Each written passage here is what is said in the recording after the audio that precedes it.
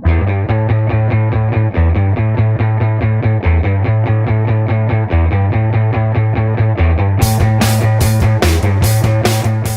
everybody, this is Cara Nicole, and we're here this week for Nerds of the Round Table, or I guess Nerds of the Rectangle, at Pop Culture Paradise in Tempe, Arizona.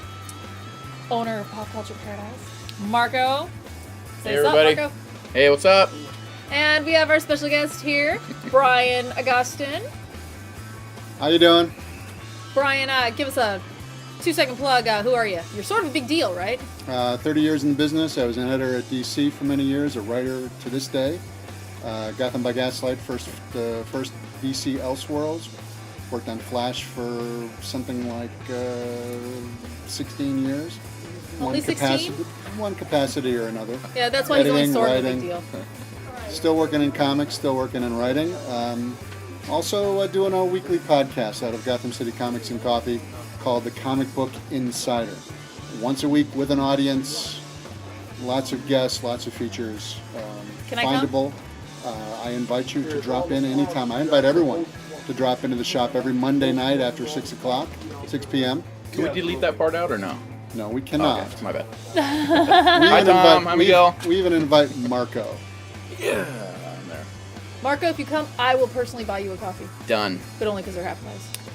I'll be there actually then. That's right, half-price drinks. Now that I know that, I like it. Okay, well, this week we've got some new interesting comics. We're going to start with Green Wake. Now, this I've never seen before, and it is from Image Comics. It's number 10. The last comic in the series, Volume 1 of the trade, has already come out. I definitely recommend that if you are going to read Green Wake, sure you can come in and buy this one, but if you haven't read the other ones, just get the trades. Green Wake is sort of a purgatory-themed place. Guys with creepy eyeballs, no one seems to know why. The art, I really like. There's some very gory stuff in here. People getting eaten, but it's not exactly a zombie thing. It's like a detective, and he dies, and he goes to Green Wake, and then he comes back, and he's looking for stuff, and only reading this one comic, I'm definitely interested in starting on with the trades and finding out where it goes, but I'm thinking I'm not going to want to read this for 20 years. So, that's my opinion. Read it now, enjoy it for what it is, and move on. Anything, Marco? Green Wake's pretty cool. It's been consistent with its pull list. You have boxes go up and down, and who's reading and who's not. And this one's always been consistent for us. We get a lot of people that want to read the trade paperback. It's definitely very twisted. If you're like into horror stuff, This is what you want to read. I firmly believe it's about Kermit the Frog going freaking psycho, because this spot right there, man. You know what, Marco? That is totally Kermit the It's Frog. not easy being green. Think about okay? it. It's Green Wake. It's about the waking of Kermit the Frog and his homicidal tendencies. That's what it is. So if you like Kermit the Frog, and I sure hope we don't get sued for that. Disney owns them. They hardly... never mind. I'm dead. My company has no money. Green Wake, They'll good get stuff. nothing. Brian, what do you think? Well, I've discovered it the same as you have, Cara, just today, and it's a striking and interesting looking book. I like things that go deep into the metaphysical. It challenges the reader quite a lot. I'm not as big a fan of the art. I find the art to be sort of eccentric on purpose in places, I think. Okay. Part of the horror, man. I know it is. No, it certainly adds to the texture of the book. I just find it a little bit pretentious. All right. I'll give it to you. Okay. So, two X's and one not X? Mine was a thumb sideways. I say read the trade. That's my And recommendation. definitely Say go start with Kermit. the trade. Kill them all. That's Go right. for the trade. Now, Marco, you chose. No What did you frogs choose? were hurt in the taping of today's segment. I went with the preview book because I'm a cheap ass. It's a free preview book, Avengers Vs X-men today. It's free? That is absolutely free. Now you had to pay for it, though, didn't you? Good stuff. Yeah, I paid for it. That's a secret. It's 'cause we love you guys. So this is a preview book for the upcoming Mega Smash Avengers vs. X-Men. Basically, this is for everybody that has complained that all the crossovers don't have good enough battles. This is going to be for you guys. I mean, you've got the Avengers with Red Hulk, Captain America, Spider-Man going up against Wolverine and the X-Men, or Cyclops' team and Uncanny X. X-Men, and really the rundown is the Phoenix Force is coming back. Yeah. And the X-Men want it because, hey, they can do things with it, and the Avengers don't want it because they could destroy the world, and fighting ensues. Pretty awesome. Now, I like how they've laid out the beginning. You do have your Avengers, and you have your X-Men, and you have, you know, your Secret Avengers. So everyone's lined out in their teams. So it kind of, at least... It's very it HBO sets you boxing up. style. Yeah, it's very, this is the height and the weight and the reach, and it's going to be awesome. I was going to say it looked a little like March Madness That's charts exactly as it. well. Exactly. Well, it's free. Come down to PCP, get your copy, get caught up so you know where to go from here. We've got the movie coming out very soon. Yep, that's it. Brian, Are thoughts, we opinions? I think anytime you need to mix it up, you should bang your biggest stars against each other. Yeah, man. They don't get bigger than X and A, and that's a good thing. And some of the art on there looks tremendous. Frank Cho doing an actual superhero comic book is revelation time. I think it's good looking overall. Frank Cho's doing it? Frank Cho's doing one of the titles, at least in the preview. You know, I bought a pen from him in Albuquerque. You flip it over, and the panties fall off the girl. So That's many women actually have totally have that same Totally story. cool. I bought it for eBay. That makes sense. One more thing on this here is for fans of your favorite comic book shop, each shop had to choose whether they were an Avengers shop or an X-Men shop, and therefore would only get the variants for each one. So we decided to go X-Men, woo-woo, and getting the variants for the X-Men only. So if you want Avengers variants, sorry, we won't have them, but we will have the main books. Everything else stays the same except for the variants from the shops. I think we'll have those at Gotham City Comics and Coffee. I'm sorry you had to. I'm sorry you had to choose. All right. So you can't handicap this then. No, You can't be taking bets. Oh, well. All right, Brian. What do you got? What'd you choose? Well, I have this very little-known comic. It's only the 680th issue of The Amazing Spider-Man. I'm sorry. Who?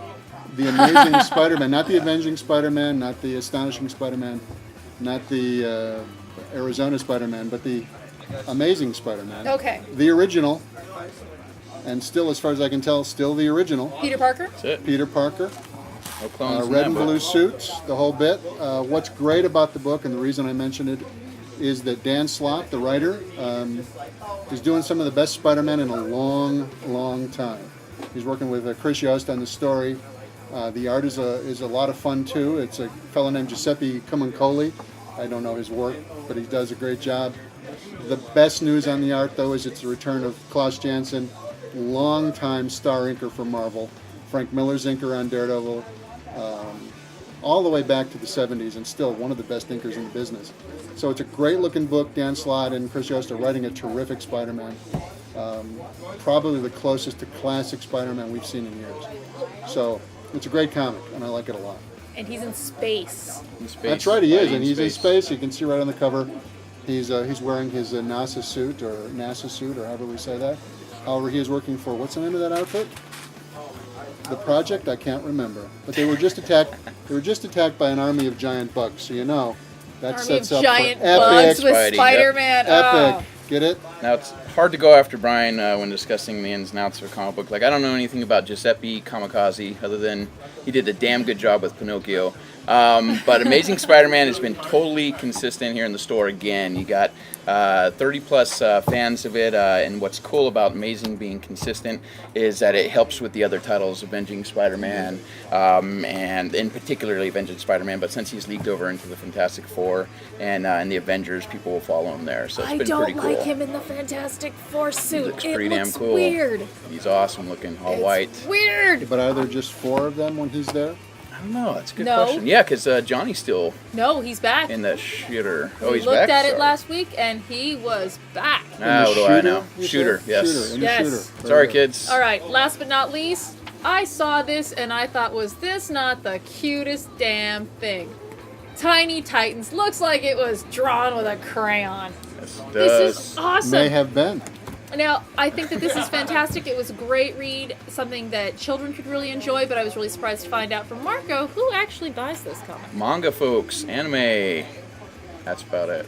Are they sober? Yes. This is my attempt No paint to huffing? say that we have kid stuff in the store. So Tiny Titans is pretty cool. I'm sorry. I'm not going to bash it. I can't bash it. It's adorable. I think you'd have to say too that it has some appeal to adults in that it's and certainly to DC fans because it seems very plugged in You know, to all the inside stuff about DC. I was just about to Yeah. say that. I was just about to say that. In here, you know, you've got Superman references, you've got Batman references, Green Lantern references. I mean, You've got this Clayface whole makes an monologue of, you know, stuff that's just a very Dr. Seuss type of It reminds me section. of Rocky and Bullwinkle too, in a degree. Very silly, but very Yes.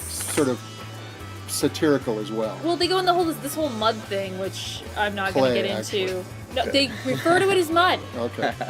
But That's what they somewhere do. They here- do their kid names in there because they're not quite adults, so they have what their Clayface does look like names animated were poo, before they however. become adults. Exactly, but they bring up in here, what did they say? They're like, why is Superman wearing a belt? And, you know, I actually brought that up They're last parodying the week. 52, yes. But they are, the fact that they talk about it and they you know, discuss it, and I can't find it in here, but Oh, it's cool. They got the Green Lanterns. That's pretty awesome. yeah, they it's- do. It's aware of what DC is doing right this second and having fun with it. Well, and I think it is a good way, even though the manga folks are buying it, I think it's a great way to get children involved in comics. Absolutely. Because we want them to grow up and become us. And read comics, baby. And Read satire comics. is always fun too because it engages more than one level of reading. So find Definitely. the inside jokes. I also think this is good for girls and boys.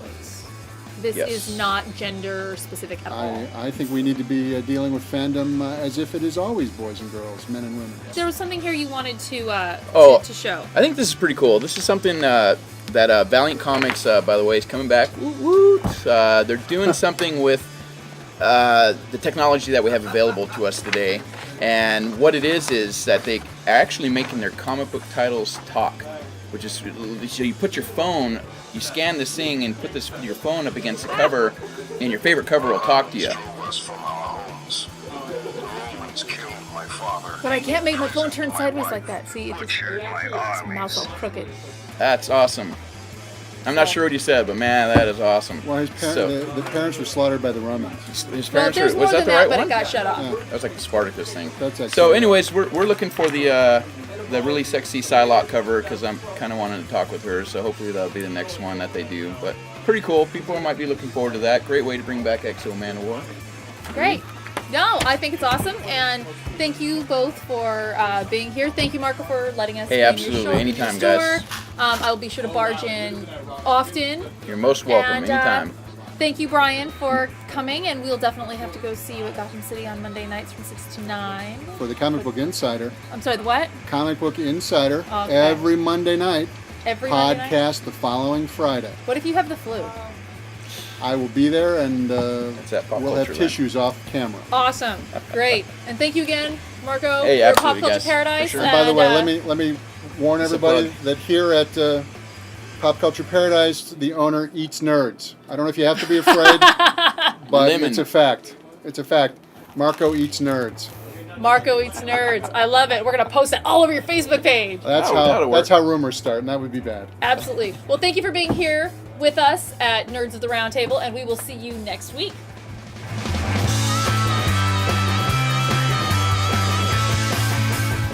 We've got some special guests here today. They only stopped in for a minute. Semi-special. Yeah. Semi-special. I think they're pretty special. We got John Goff here from Image Comics, and tell us a little bit about what you work on. Currently work on Spawn with Todd McFarlane, help out with the writing and the plotting of the book. Awesome. And your buddy over here that you're working with, tell us a little bit about him. Jim is a local artist. He and I are working on a creator-owned book called Jack Rabbit, kind of a suspense thriller noir gig. Should be coming out for Phoenix Comic-Con in May, Definitely. so he can speak more to that.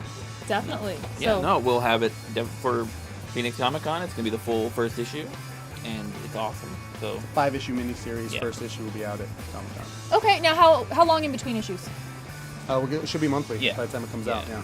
That's Okay. why we're taking our time premiering it at Phoenix, and it'll have a monthly schedule from there. Physical print will be at shows and at local comic shops, and we're going to release it digitally. Can I have a free copy? Absolutely. I'll give you one of mine. Trade, Awesome. yeah, fair trade. We'll trade. Fair trade. barter system was always a good. Yes. Now today's Wednesday, Yeah. so tell us, what do you recommend to get this week to read? Well, for me, number one, The Cape is a fantastic, fantastic book. If you're not reading it, you should. This is, I think, the last issue. Yeah, it's 4 issues. Yeah, it's a 4-issue thing, so it's been phenomenal. It's like one of the best reads you're probably going to get. And then also, Orc Stain. Comes out like once every 100 years, but the art is so super detailed and yeah, it's a crazy story. So My top picks start with some Image titles. Chew, Walking Dead, obviously. They both continue to just knock it out of the park every month. Now, And then Walking Dead just came out this week. Yep. Chew came out last week. Oh, did it? I did. Well, it's so good. You should pick up a copy yes, each pick week. up a copy of last week's Chew. It was awesome. no, So I've heard of this Walking Dead. I think right. It's a little thing. some They, got, about it- they just started some small TV I think show. some on it. zombie. Is it a thing. TV show Yeah. too? Yeah. Like some guys that just And then Marvel, they got Moon Knight. Bendis and believes Moon Knight has been fantastic. I I've did never see been that. a big fan of that character. They've done some pretty interesting things. That's with him, so. exactly what I thought about that too. I'm like, oh, Moon Knight. well, if two guys can do something with Moon Knight, maybe Bendis Exactly. will lead, Well, so. thank you so much for joining us here at Pop Culture Paradise, and we'll see you at Phoenix Comic Con, and Absolutely. hopefully around at some other events. We're always around at the Always local around. stores. Yep. Oh, well then I will be stalking you soon. Oh, I like that. Hey, it's Brian August, and I'm sort of a big deal, and that's a trademark, by the way. I just got through guesting with Cara Nicole on Nerds of the Round Table, and I'm going to urge you to watch this podcast every week. Cara goes around, talks to a lot of great people about what's coming up and what just came out in comics. She does a great job. She's a great friend of mine, so watch it, watch her, and watch out. Thanks a lot, folks.